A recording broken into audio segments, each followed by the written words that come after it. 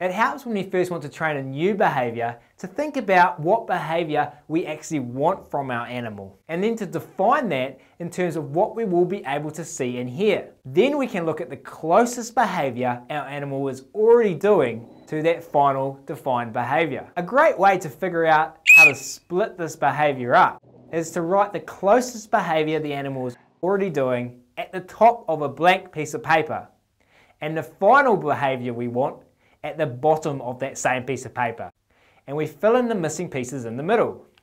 For example, I didn't film the start of this training, but the initial behaviour I wanted out of Blaze was to get him to pick up the piece of rubbish from the ground.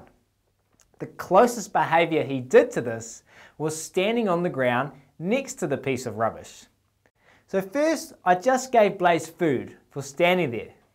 Then he got food for just looking at the piece of paper.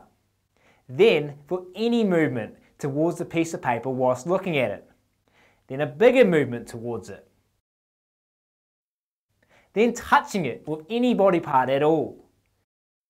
Then touching it with his beak. And then biting it. And finally we get to the end behaviour, which is picking up the rubbish in his beak.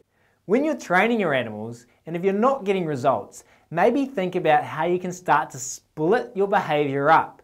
Maybe you've lumped it all together into one big behaviour that's a little bit too challenging for your animal to understand.